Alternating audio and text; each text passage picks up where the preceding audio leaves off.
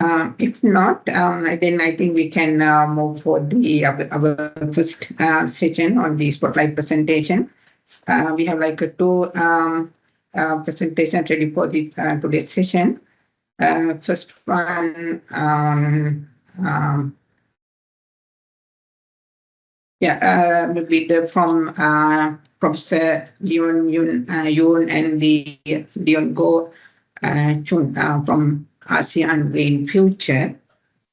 So we have their, I have their bio that let me present.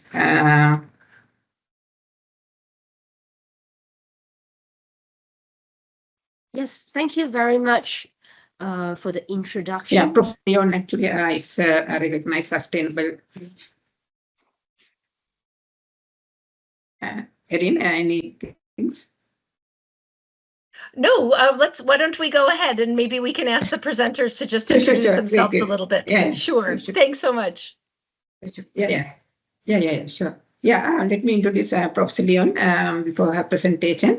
Professor Yeun is like a recognized sustainable leader, spearheading the sustainability studies at the UN Sustainable Development Solution Network, Asia headquarters, and serving as a professor at Sunway University. Adopted the leading complex multi-country projects and multidisciplinary teams.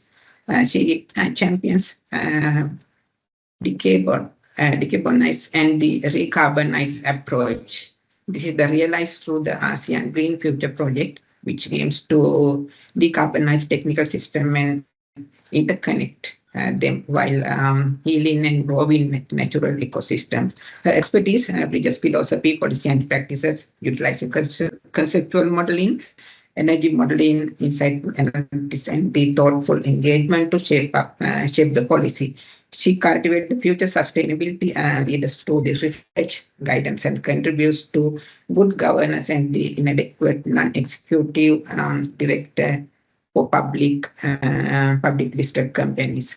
So I think, and also there's maybe the colleague also.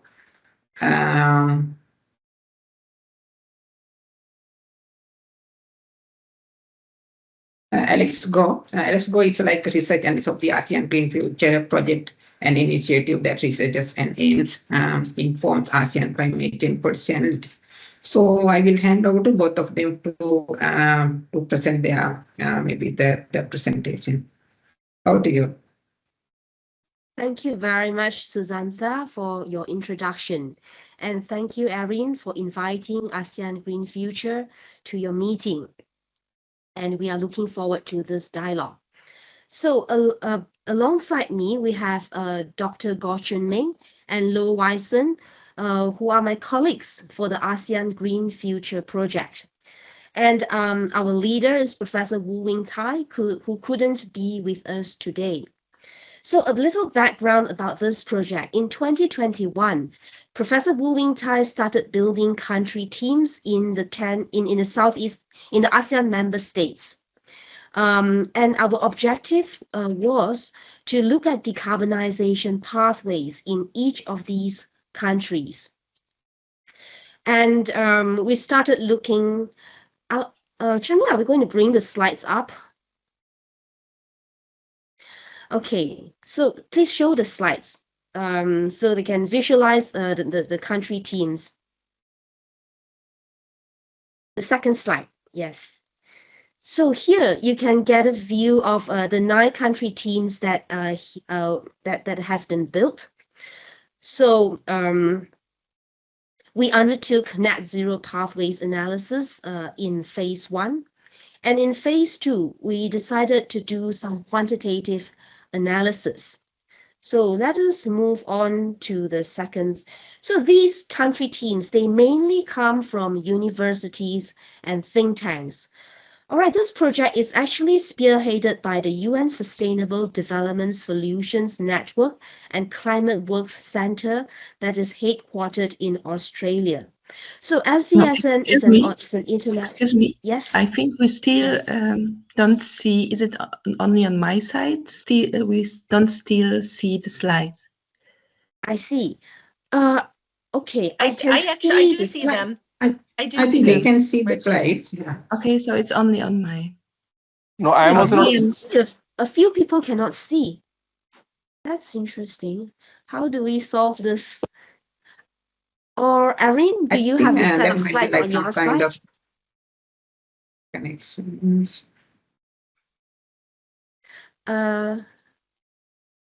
Or do we want to try sharing from the organizer's side? Yes. Yes, let me try. Give me 1 second. Let me see if I can try to share. Yeah, so SDSN was formed in 2012 upon the request of the then Secretary General Ban Ki-moon to accelerate, to mobilize academia, national labs and think tanks to accelerate the implementation of the Sustainable Development Goals. So SDSN does various kinds of projects, and decarbonization is one of its key theme. Okay, so the next one. So yes, the next slide. So what you see here, these are two key partners who have supported us strongly in phase 2. For the qualitative work, we had the support of the UK Partnering for Accelerated Climate Transitions, who brought in the UK's Climate Change Committee to engage with the ASEAN Green Future country teams. In 2023, we started receiving training from the Stockholm Environment Institute on the use of two of their software, which is LEAP and NEMO. The full names can be seen there. Now, having this software allow us to quantify the various parameters of a power sector and start to develop scenarios of decarbonizing the power sectors in our respective countries. And this software also became a common language that allowed these different country teams to communicate with each other on this topic. So fast forward, next slide. So we developed a few scenarios in this phase 2. Number one is that we model the existing policies scenarios. These are the existing policies of the various countries, and we evaluate if they are sufficient for achieving the net zero targets of their countries. In the second scenario, the modelers developed something called the more ambitious policy. And in this, we define it as a near zero emissions scenario, meaning that we remove all the fossil fuel power generation options from the list of technologies that the model can choose from. So there are a series of reports on the web and on the ASEAN Green Future webpage detailing this part of the work. And this project is currently in the phase 2.3 work, phase 2.3, whereby these country models are being integrated into a regional model. And we are implementing the interconnections between these countries. And this will allow us to optimize the generation, the storage, and the interconnection for Southeast Asia as a whole. So at this point, I would like to invite my colleague, Dr. Chun Meng, to talk more about the Earth observation aspect of our work. Over to you, Chun Meng. Thank you, Prof. Is it possible that I share my slides? Irene? Sure, absolutely. Sure.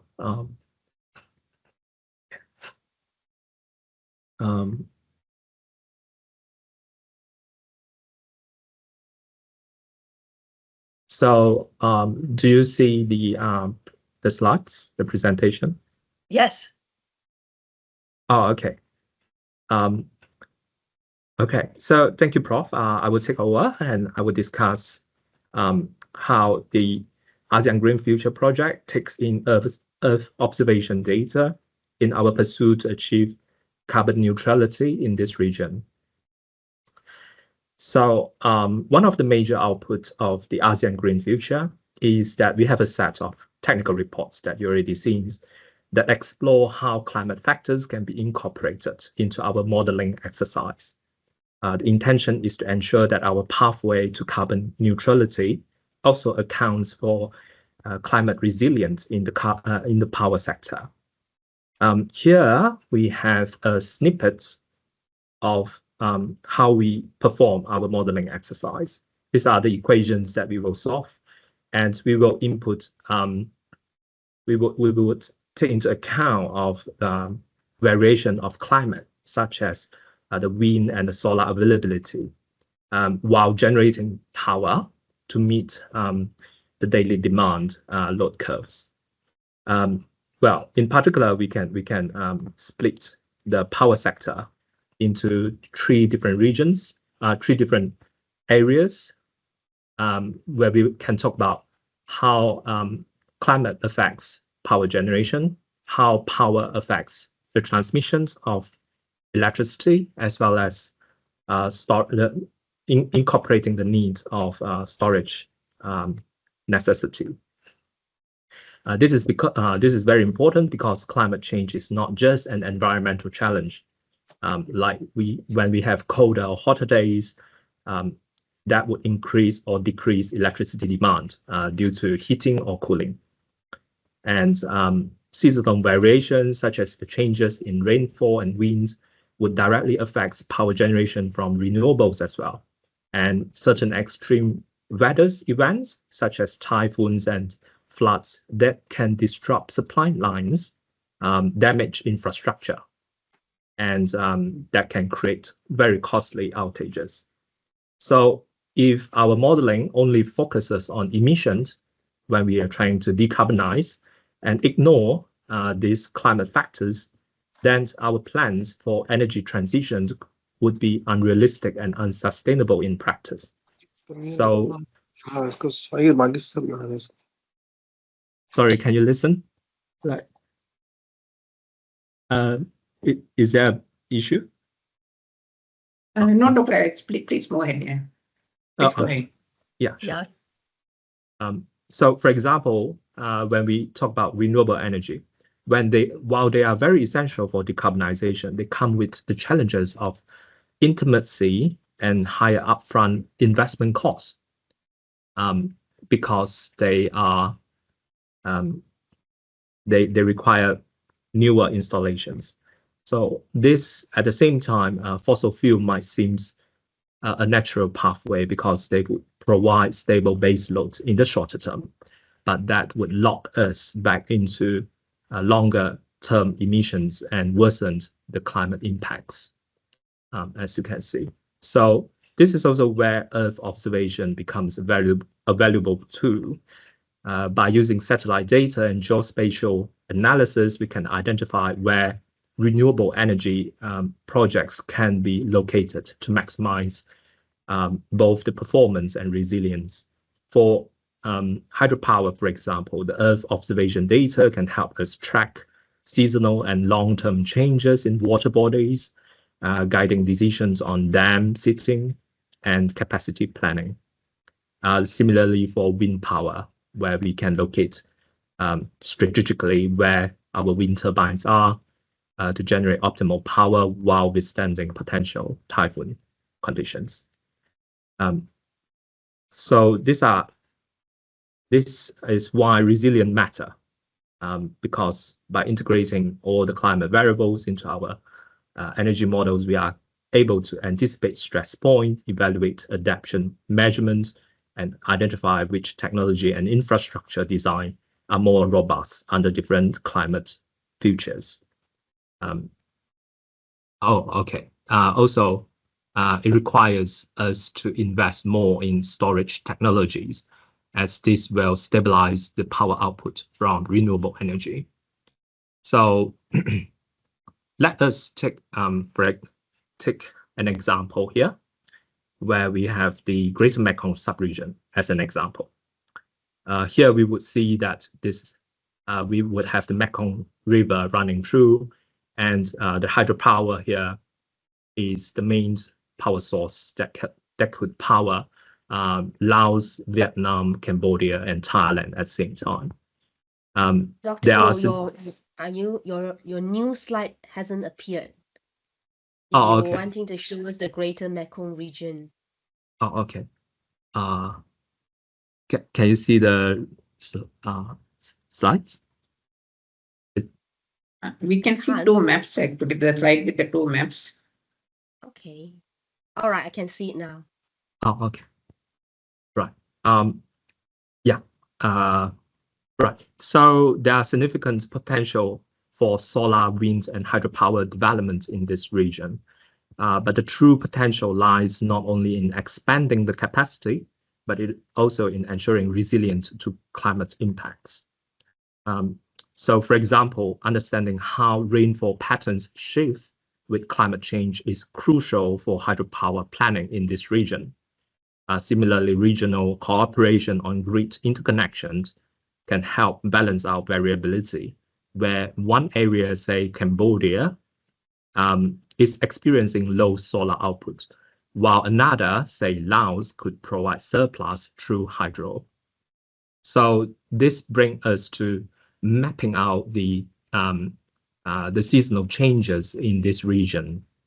Theoretically, we may split the entire area into smaller regions where tessellated into a mesh of interconnecting triangles, where each little triangles have a local demand and power generation profiles. This method would then allow us to further refine local needs for power generation and transmission grids based on the local climate they endure. So this video will show how the rain precipitated throughout the year, and it can also be used to warn risk of floods. I believe we will hear more about this from Mr. Khaled later on how to manage risk and prevention of natural disaster based on geospatial climate information data later. Okay. We also try to work on mapping out sea level rise, how they are threatening coastal development, because climate resilience also means anticipating risks to infrastructure and development. Sea level rise is one of the most pressing threats to ASEAN region, because many of our large cities, industrial hubs, and energy facilities are located along the coast. Here we have two different scenarios. In the left side, on the left side, the sea level is modeled to rise 3 to 5 meters by 2,100 years. The year 2100. This would place a very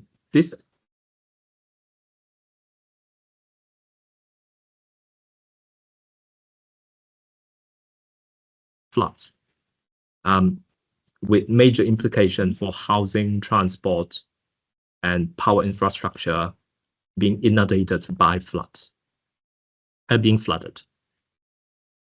So on the right side, we would have another scenario where if we consider all the ice in the North and South Poles melted, that could totally flood and cause devastating situation to the Borneo Island. So here, the Earth observation plays very critical role again. Satellite altimetry, coastal elevation mapping, and flood modeling will allow us to identify high-risk areas with precision and to assess which critical assets, such as power plants, substations, and ports, are being exposed. Right, so these are some of the works that we have done, and I would like to present on some of the synergies and challenges coming out of these exercises. As I believe that the time is coming up very soon, my time is up soon, so I would quickly go through some of the challenges and synergies. On the modeling side, uncertainty in climate data, assumptions, and economic parameters would remain a challenge. Without robust data, investment risks would increase as the model either become overestimated or underestimated. On the policy side, we often see that delays in implementation of long-term strategies due to gaps in communication and collaborations, often between the government, the community, and the market players. And on the financial side, securing reliable financing mechanism is crucial, but the complexity of large-scale multi-party projects often leads to setback. Despite these challenges, there are strong synergies to build on. We can integrate Earth observation data with energy model, aligning regional policies with global climate commitments, and leveraging public-private partnership for financing. These are precisely the area where international cooperation, such as the EOTEC, become invaluable. Thank you for your time. Yeah, Thank you so much, Professor Yeun and Dr. Meng. So they are maybe excellent presentation. I think we can take a couple of minutes for the Q&A.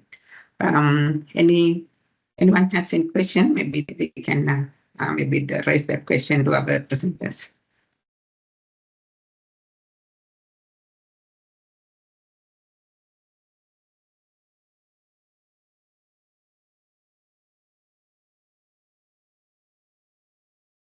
So do you have any query about the presentation, maybe information you need in clarification or any additional information?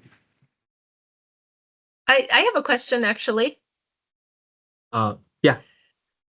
I was curious, so it was very interesting to hear both about your project overall and the incredible coverage you have, the many countries you've worked with, and also the use of satellite information, so many different kinds of data that you're looking at and integrating into your analysis. What's your experience actually working with decision makers and communicating about the data and have you had to invest in building their capacity to understand and use the satellite information or understand the analysis? Can you talk a little bit about that engagement with decision makers on that regard? Climate resilience modeling is something quite new in Southeast Asia. So in last year, there was a workshop where all these government modelers came together. And climate resilience was introduced during the workshop. So at that time, none of the country teams from the government have started doing that.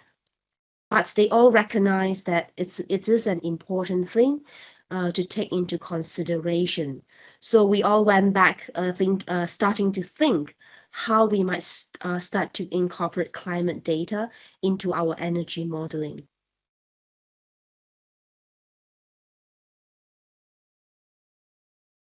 Thank you. Okay, anyone else? Chun, you can, I think, stop sharing so that we can see each other better. Yeah.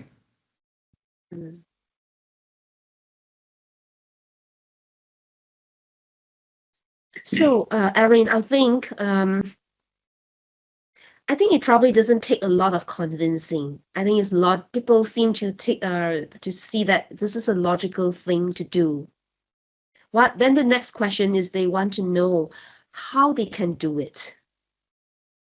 So there's a lot of need for capacity building on how to do it.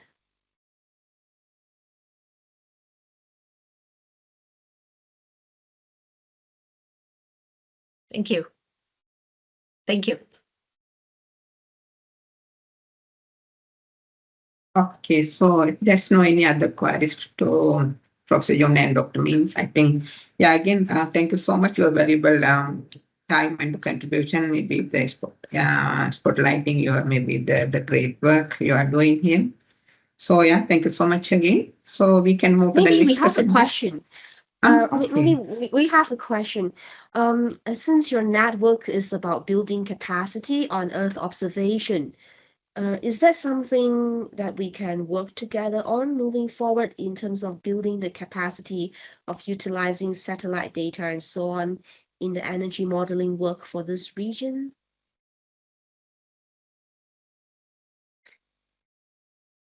Anyway, if it's a question that went through our mind.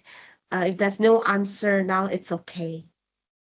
Yeah, no, I think we could talk about that going forward. EOTEC DevNet itself doesn't provide capacity building. We try to promote and foster access to others and serve as a connector between people looking for capacity building. So there may be a way that maybe we can just plug you in better to some of the information and resources that we have. But let's continue to talk about it. I think there are some opportunities for us going forward. Thank you, Erin. Okay, so yeah, we can move to the next presentation now. Next presentation, yeah. Mr. Khaled Mashfiq, so from Asia and the Pacific Office, UNOSAT, he's maybe the honest. He's ready to give his spotlight presentation. Before that, let me give give a brief introduction to Mr. Khaled. Khaled Mashfiq is like a disaster risk reduction specialist with over 16 years of experience in geospatial technology, climate resilience, and disaster risk modeling and management. As the regional liaison officer for Asia Pacific at UNITAR, UNOSAT, he works on the international initiative that applies Earth observation, AI-driven hazard mapping, and big data analytics to disaster risk management. His expertise includes multi-hazard risk assessment, climate adaptation, and geospatial decision support systems, with a particular focus on satellite remote sensing and predictive modeling to support risk-informed policies and decision-making. He has helped strengthen institutional capacity across Asia, Pacific, and Africa by leading training programs and supporting governments and international agencies in adopting geospatial solutions for disaster resilience. So, Mr. Khaled, over to you. Thank you, Susanta. I'll share my screen. Okay. I hope it's visible. I'll go to full screen. Okay. It's correct. Yes, good. I think I'll go to the first slide. Okay. Is it visible now? It's correct. Yeah, it's visible. Yeah. Okay, I'll proceed.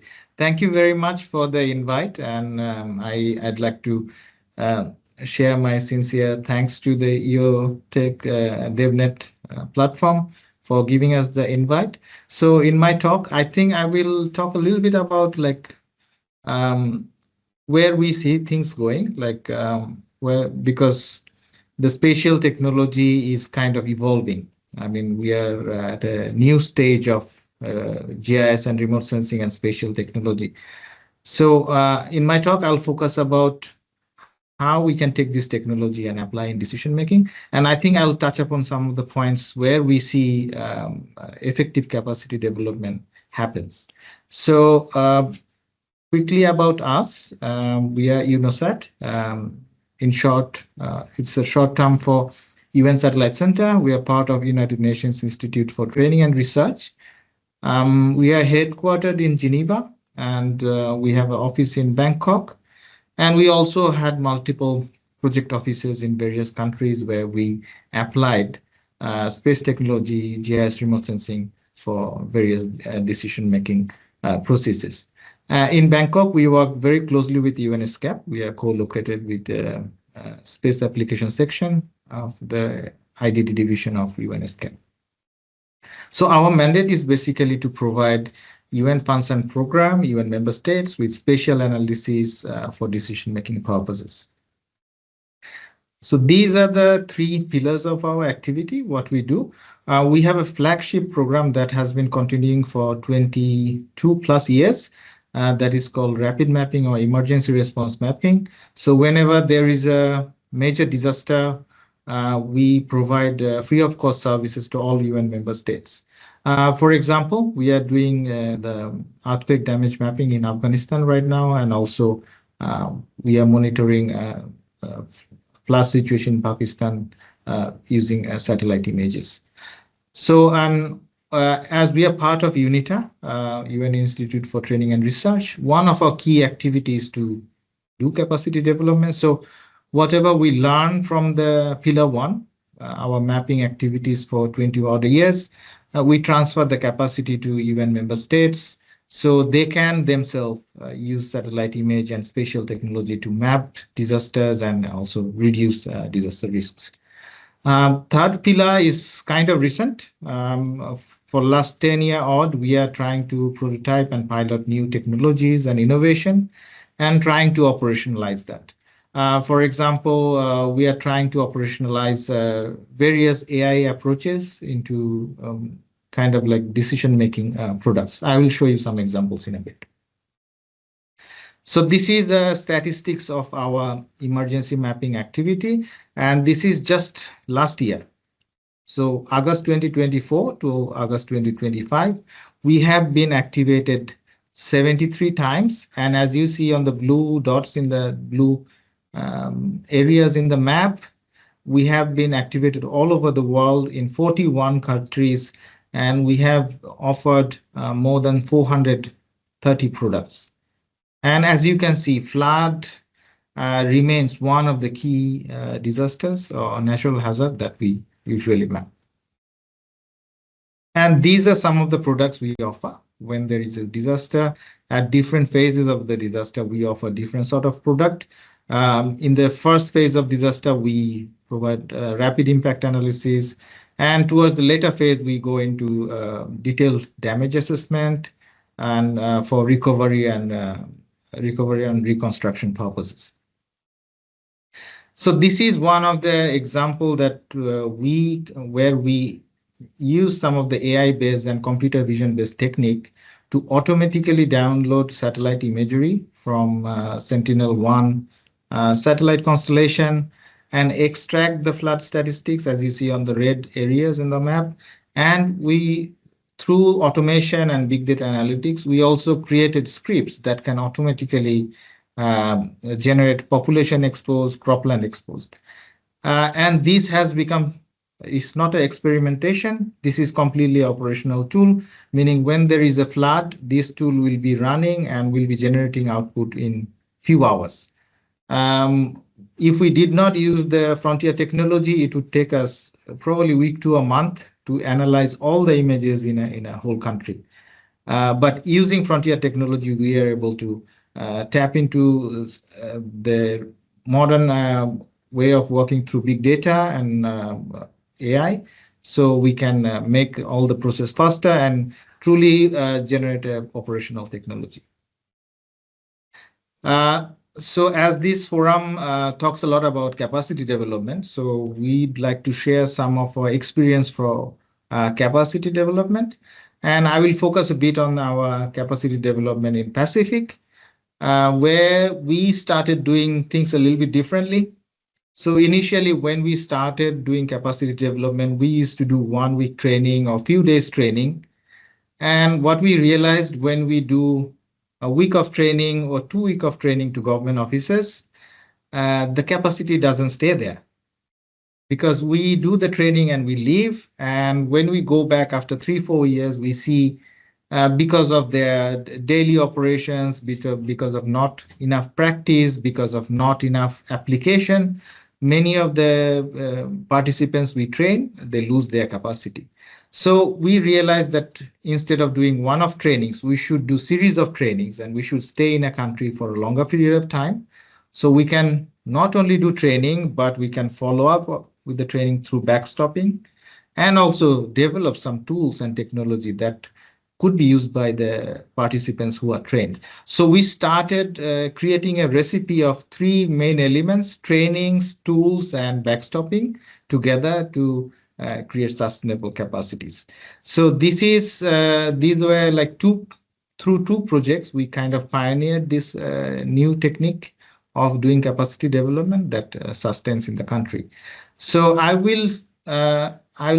put a little bit of spotlight in the latest iteration of the project that we concluded last year.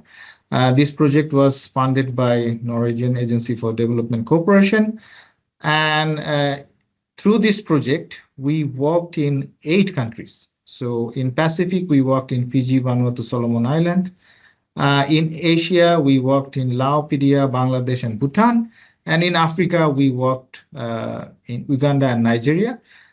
As you can see, various different challenges we tried to tackle in every country. So in Pacific, we looked at climate resilience. In Asia, we looked at disaster risk reduction. In Bhutan, we looked at natural resource management. In Nigeria as well. And as you can see, geographically all over the world, topics are very, very different. But one thing tied them together, we use spatial technology and satellite imagery to solve all of the problem, all of the key issues in the topics that you see in all of the countries. So everything was tied together by the spatial technology. This is the project ran for 3 years, and we worked in 8 target countries. And as you will see, we had 3 main components. So instead of doing 1 or 2 training, we designed a curricula for every country based on our needs assessment. So first step, we went to a country and we did a thorough needs assessment to understand what is their need, what is their current capacity, and what more they want to attain in order to operate better. So we developed bespoke trainings based on their needs. So in a country, in average, we offered 3 to 5 trainings. And as you can see, at the end of the project, we offered 35 trainings. We trained 600 participants. And one key aspect of this training, we touched upon more than 100 different learning topics. So in every country, learning topics were not same. In Bhutan, as you can see, we were using drone images to do precision mapping, whereas in Pacific, in certain country, we are using Google Earth Engine to do some big data analytics. So we touched upon various topics through this bespoke series of trainings. So to address the issue that when we train, we cannot retain. So to address that issue, we installed 1 technical officer in each of the government. And that technical officer, through support from our analytical team, was providing services, support, on-the-job learning when there was no training. So in between the trainings, for 6 months, 8 months, our officers were providing technical backstopping services that were solving multitude of data challenges, creating land cover maps, to exposure assessment, to different mapping requests from the government. And also providing on-the-job learning. When a technical officer is trying to apply their knowledge from the training, our officers were there to kind of help them with a hand-holding and to show them how they can really start using these techniques in their own job. Lastly, I will talk about the last piece of the puzzle, that is decision support application. When we started working in Pacific, we started realizing data is not an issue, because there has been a lot of scientific hazard models, new frontier data that is coming out. However, the biggest problem is we do not know how to use them. For example, the maps that you see on the screen, it shows seismic hazard, it shows flood hazard, but what to do with it? Because we are scientists, we may understand these maps, but the moment we take it to decision makers, it will be a different other question, because decision maker will ask, well, these are the good maps, but what can we do with it? So, and we realize we are not answering those questions. And that's why probably one of the lacking in this sector, that the data and the information and the models are not really getting integrated into the decision-making cycle.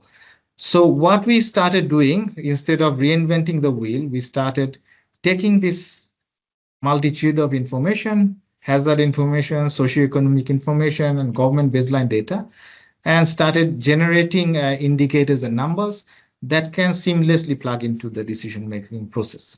So trying to simplify the scientific information and provide key indicators, scores, and matrices to the decision-making process so it can be easily applied. And the result was kind of surprising to us. Through the 3 years project, we developed 24 decision support tools that does this process, takes the scientific data and creates easy interface to interact with the data. And as you can see, we launched these 24 tools, which garnered over 11,000 views as of last year. We didn't refresh the statistics this year yet. And about 3,000 visitors visited these tools to kind of seek the information they want. So this is how we do it. We basically, thanks to the modern technology, we basically automate the whole process through scripts, through frontier analytics. And what we present eventually is the green box that you see. And all from red to the light green, all of this happens in the back. We have in the back end, we create databases, we create automation scripts. But what is presented is the dark green box. So I will show you one example. So this is one example for mangrove maps, one example for community risk visualization app. And this is kind of the decision support app I was talking about. Here you can see a decision maker can click on one of the districts or the villages and immediately see all the key risk factors on the right-hand side with key baseline indicators in the middle. And this is how we kind of combined more than 70 different sources of data and provide one snapshot of decision ready information. So this is another example where in Pacific, sea level rise is a big issue, but when we talk about 1 meter sea level rise, it doesn't really resonate. Like, what will be the impact if there is a 1 meter sea level rise? So we created this interactive visualization that helps to kind of communicate with the communities and the people in there and the decision makers. So we created interactive visualization. Like through the app, you can just increase the slider and you can immediately understand a 3-meter storm surge will impact these communities. So these are some of the easy visualization and interface we created. And we also created a tool, which is a little bit more complicated, but the other tools are identifying the risk, but how do we mitigate the risk? So we created a web-based tool that can help with the mitigation. For example, if a community needs to be relocated from a hazardous area, then we can apply multiple criteria to understand where they will be safer, where they will have access to the road, where they will have access to hospital, school, and all the essential amenities. And using this tool, we can then find out what are the green areas where a community could be relocated. If we relocate them to another red area, meaning we are just going to increase their risk. We are not going to mitigate anything. So let's see the tools in action, what we deployed in Pacific. So this is an example from Solomon Island. Here, we can rank the risk of all the districts. What are the top priority districts? Then based on the district, we can understand what are the issues, what are the challenges to disaster risk they have. Then we can even understand at the community level, what are the vulnerable location. And then using these decision support tools, we are also able to make much smarter choices where to relocate and how to mitigate the risk. So this is all about the work that we do in terms of capacity development. And recently, I'd like to show a couple of examples. So in Thailand, together with UNESCAP, we are developing a food security risk assessment tool called INFA. And as you can see, we follow a co-creation approach, meaning we are not developing the tools by ourselves, but every step of the way, we ground ourselves to the need of the government. So we have an inception work to design design the tool, and then when the tool is ready, we validate, rigorously validate together with the government, and listen to them, what kind of information do they need when they are making a decision. And about frontier technology, we are also trying to expand our capabilities through the use of modern technologies such as GeoAI. So as you can see, we went to Bhutan recently, and we trained them on how to use GeoAI for land monitoring, for sustainable land management. So I think I have taken a little bit more time than allocated. I will just close here. Key takeaway is we need to make an extra effort to ensure that whatever data we are generating or information we are generating, we keep the end users in mind. If we create a very complicated data set, complicated information, we won't be able to convince our end user decision makers on how to use it. Then I think last 3 points are kind of important. Data reliability. There is another thing we are noticing. Every day there is a new data set about building exposure, canopy height. So as AI is coming up, every day there is a new data set. But however, when we are trying to apply in a local context, this quality is quite questionable.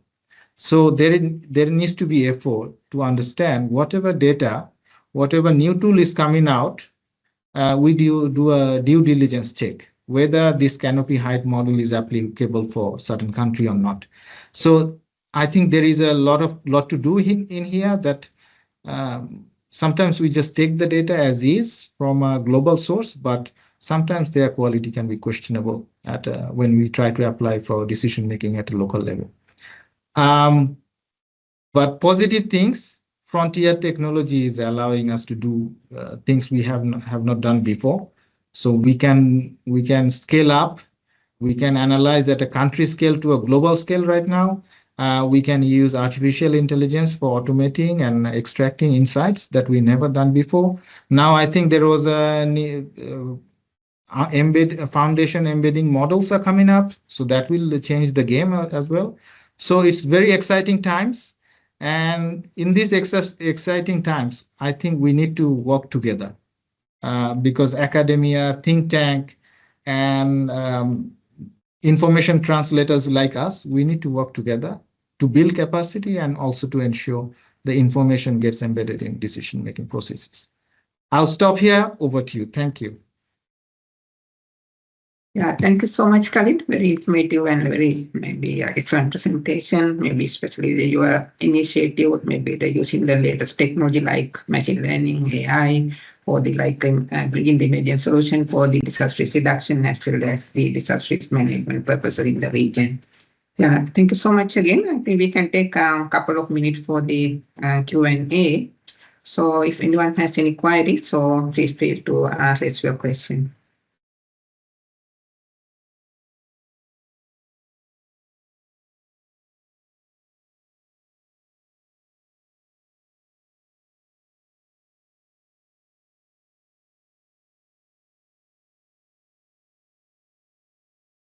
Excuse sorry, me. CM, we're not Yes. hearing you. So You're on we're mute. not hearing you. There we go. Yeah. Okay, sorry. Khaled, a very interesting presentation. I just wanted to know the programs that you are conducting on a long-term basis. How are you conducting? Means those countries are you are funding them, or they are supporting at their level in the country? And how long they are? Thank you, CM. Very important question.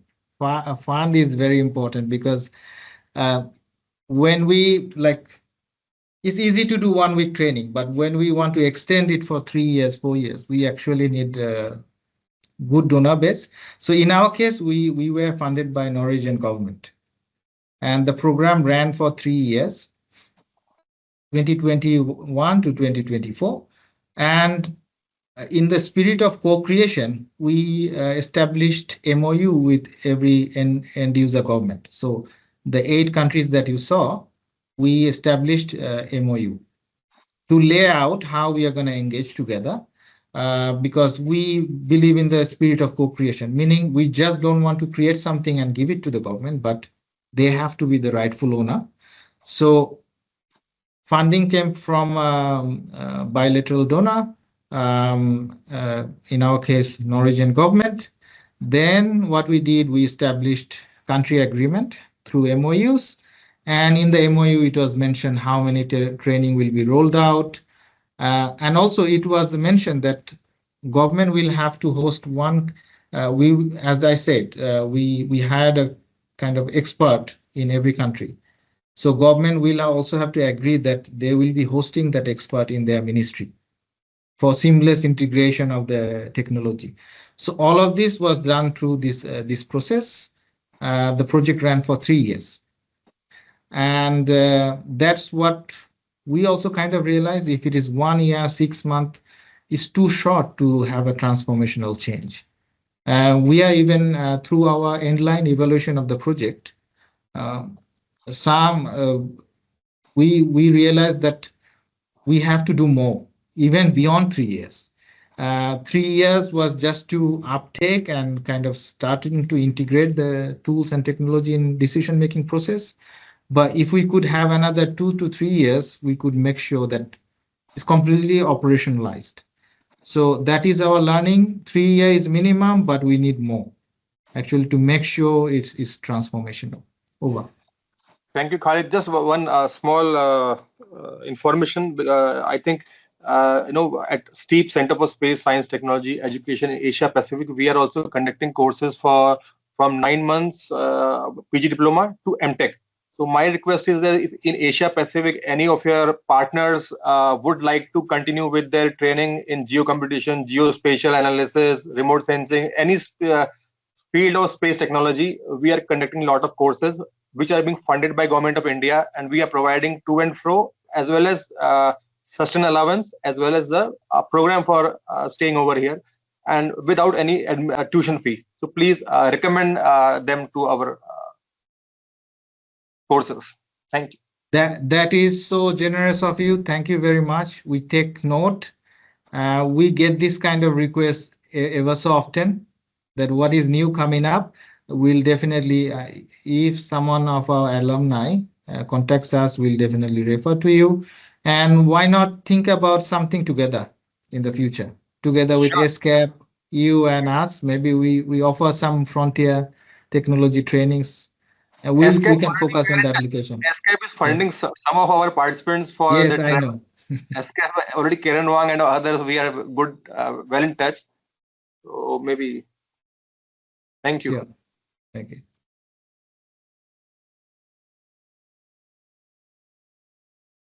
Yeah, Dr. Alex. Yeah, you can ask the question. Hi. Thank you, Erin. I have a question. So for ASEAN Green Future, we are working on individual countries and helping them to propose strategic pathways to decarbonize their power sector. But eventually, we move on to integrating them into a regional effort. So for your risk mapping and prevention of climate disaster, are you also looking at a larger scale beyond individual countries? We do. I mean, for our case, we definitely work on a request basis. We do not self-intervene, meaning if there is an express need requested by a government or requested by think tanks like you, we can definitely collaborate.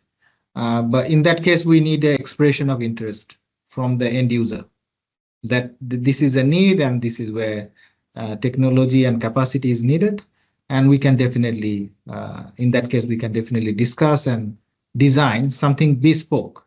Why I say this? Because sometimes we have a template and we take it to every country.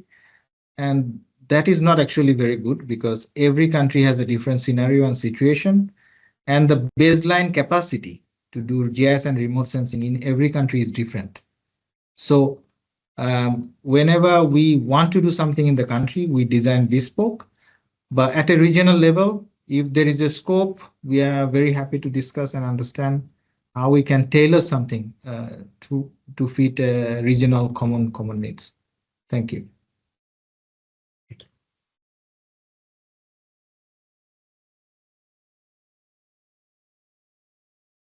Yes, we have 2 more questions. Maybe Dr. Yeun, Professor Yeun, for you. Thank you, Susanta.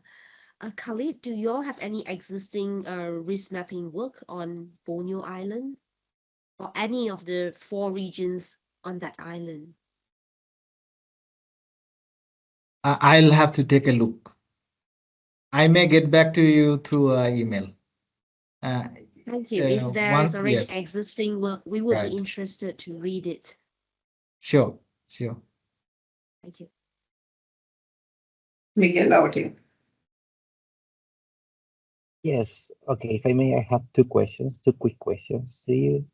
So one, I was wondering, what kind of software tools do you normally use for capacity building, or if there is something that you can extend coding? And also, QGIS, maybe open source. It's open source. Open source is priority. For example, if a country already have license, let's say a S3 license, then we switch to S3. For example, Bhutan, we worked with National Land Commission, and they already had a license for S3. So we had to do the training there in ARC, but rest of the other country, every training was in QGIS.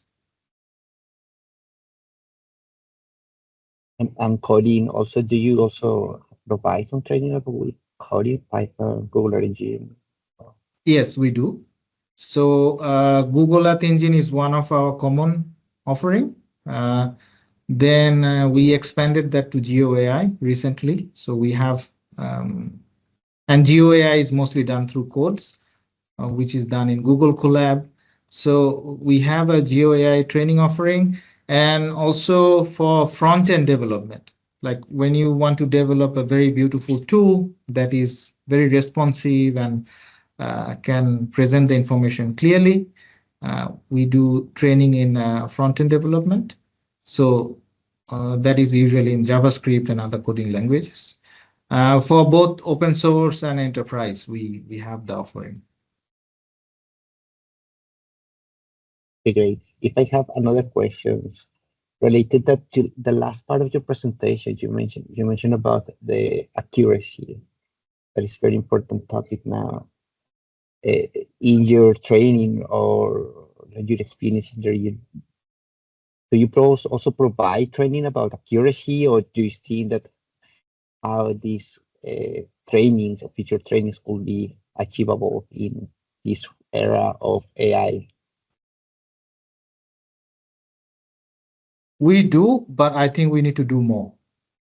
I'll tell you a reason. Every morning I wake up and I read in LinkedIn and X, there is a new data. And what we do, like we download the data and we test it for a certain country. And I have to say it's 50-50. Sometimes it's very good, sometimes it's really not usable. So I do understand from the research perspective, some certain data are fine-tuned for certain geographic focus area, but in other area, it doesn't work really well. So, and the rate new data is being generated, it's geometric. Every week, there will be like new data set, better data set of building assessment, better data set of forest cover, better data set of land cover. So I think we need to do more. And maybe through a group like this, where like-minded experts can evaluate data sets for certain country and come up with a list that these data sets are recommended. So I think more needs to be done in this area. In our training, what we do, whenever we use the data, we try to validate whether this data is reliable for certain country. But I think more needs to be done in terms of really assessing data sets, whether they're reliable for certain geographic scope. More needs to be done, but probably a group like this can take that initiative, you know. Yes, I completely agree. With this, like those models, LM models are taking this information, right? So it's quite scary that this information is being feeding in those foundational models. So yeah, completely agree that this kind of partnerships can be done to verify and then to analyze the data. Thank you so much. Yeah, thanks so much, Khalid, for your maybe the great presentation. I think since we are a little bit behind the schedule, I think also we can wrap up the spotlight session of the day. Actually, maybe thank you again, maybe Professor Yeun, then Dr. Min, and Mr. Khalid for your great contribution for today's meeting. So I think we can move to the next session. Next session about the discussion. So we can maybe discuss it. We can have like a discussion on the opportunities for where we can collaborate together. Then we can see the synergies of the existing initiatives with the other maybe the regional initiatives, and also if you have like regional needs and with other perspectives. So this is time for discussion. So if anyone has any discussion points, so I think we can discuss it.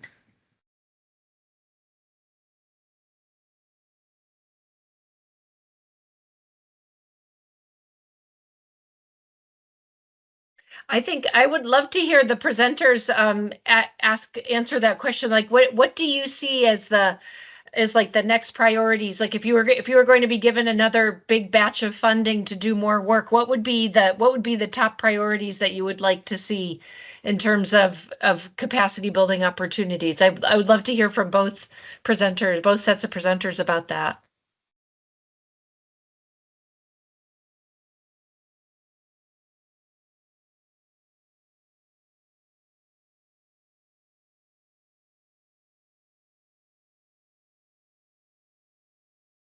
I think we would like to see how climate change would could affect generation and transmission in Southeast Asia. We would like to be able to quantify that, and besides being able, and this has got two directions. One is about maintaining the license to operate, and the other one is actually about saving lives for disaster prevention. So these are the two things that we have in mind, and we hope that if there is more funding and more capacity building, we would be able to bring more light into these two areas.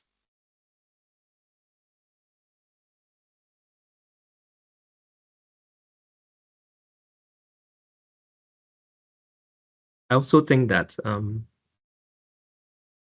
financing mechanism is very, very important. So all the data would say that these are high-risk areas, and yet the government did nothing. The best example is in Spain, when Valencia was under huge flood. That entire area was known, and they have modeled it of the level of devastation if it flooded, and it did flood. The government always do not have enough money to help prevent disaster from happening. And when disaster happens, the devastation is too large and to be undone. So that's just my point. So I think to make practical implementation, we require going out from just data collection, data analysis. We have to persuade government and policymakers and bankers to implement that.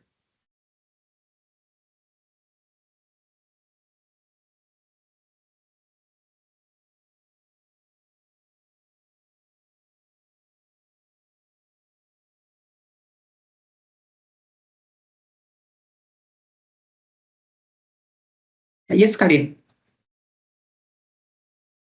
Thank you. I think I have just one takeaway, like where the technology is going and where we are at. I think we need to be mindful of the technology and its maturity. Like many of the things that is emerging, we see every day, it might not be mature enough for applying in decision making, because decision making it affects real people, it affects real assets, it affects kind of people's life.